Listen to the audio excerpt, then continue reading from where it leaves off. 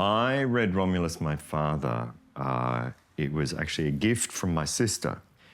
And I called her the next day and I said, I want to make this into a film. And she said, knew you'd say that. It's so cinematic. Romulus My Father, Ray's autobiography, is the story of a young boy out in the middle of nowhere, growing up with an immigrant family who have arrived from Yugoslavia post-Second World War. And his father, Romulus, is incredibly powerful moral being in the universe of this child. Raymond's mother is a person who has terrible, terrible depression and nowadays would be diagnosed in some way with something. She was very wild.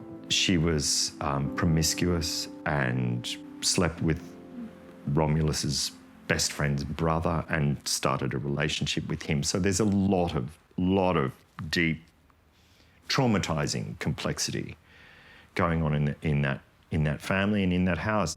Not long after Romulus was published, I had, I think, about 12 offers to make a film out of it, and I didn't want it because it's very hard to make a film about people with mental illness without being kitschy or in some way offensive. And in this film, there would be 3 people with mental illness. I eventually, got his number and I called him and said, I'm going to come to London. Would you mind, could I come and see you? Because I'd like to talk to you about it. I said, no, I don't want you to come to London because you come all the way to London. I'll feel I owe you something. And I turned up at his house with a couple of bottles of wine and we had a long night. I liked him pretty much immediately, to my pleasant surprise. And we talked. Talking about the book, talking about my ideas if I were to ever turn it into a film. And I said, no, I'm sorry, Richard, you can't have it. But Richard was ever optimistic and energetically pursuing this. When John Maynard and then Robert Connolly came on board, I knew I could trust all 3 of them, absolutely, with their integrity. But whether they could make a decent film of it, I had no idea, because Richard had never directed a film. I thought the characters just kind of bounced off the page. They just kind of leapt out at you. Even their names had a kind of epic, it was like they were sort of carved in Romanian rock. Romulus, Hora, Mitru, Christina, and Raymond. The trick with turning Romulus into a film was always going to be, how do you possibly find that kind of magical child? Who are you when you're at home? I'm Raimond Gaita from Frogmore, Victoria. So once you get an actor like Cody Smit-McPhee, from a kid's perspective, there's an interesting sort of moral world that he's finding his way through. And he was just splendid on his little spindly legs. I thought Cody, 10 years old, miraculously captured exactly as I felt. There's the early parts with my mother where we're completely joyously together. Are we ready to go then? And then as he becomes aware of her infidelities and also her being away all the time, he distances himself. I don't know how he did it, this genius of a boy.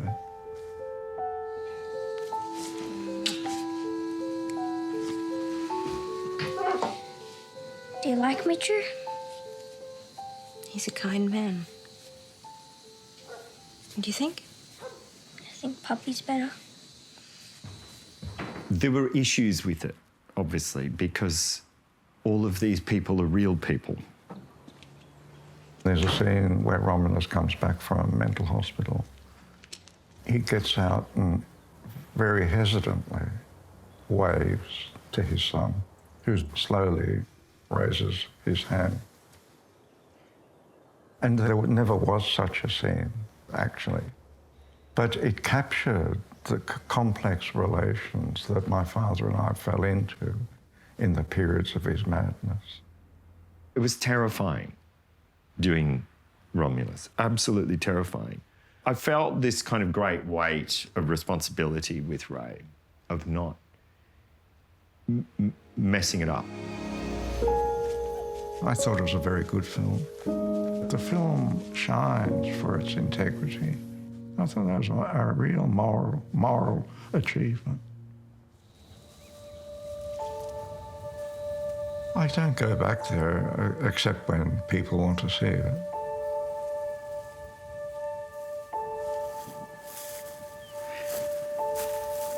Well, behind these thistles is where the house was. It's hard to believe. I had good times here.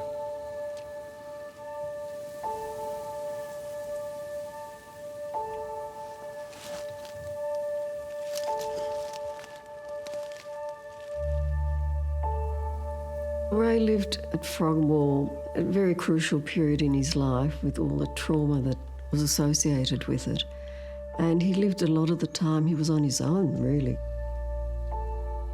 It somehow brought back to me all the pain of my mother's short life in Australia. We came in 1950 and she killed herself 9 years later on the eve of her 30th birthday. So a lot of that came back to me. I think especially when you're older, emotions take hold of you. And I think people become more emotional as they age, and I think Parkinson's plays a part in this too. I was diagnosed with Parkinson's 2.5 years ago, but I realised once I got more familiar with the symptoms, and you realise you've had it for years. I suspected because he had a slight tremor in his hand, and it wasn't taken much notice of initially. But then there were other symptoms, and we thought we'd better go and see a neurologist. Everybody knows that Parkinson's can go on for many, many years without any seriously debilitating consequences. Other times it can go relatively quickly. Of the psychological effects that worry me most is that I would lose my capacity to judge when the tone in something wasn't right. And if I were to fear that it happened, I would just give up writing. He worries a little bit about further along the line. He doesn't want it to affect his mind, naturally enough. And that hasn't happened yet. And I hope it's a long way from that.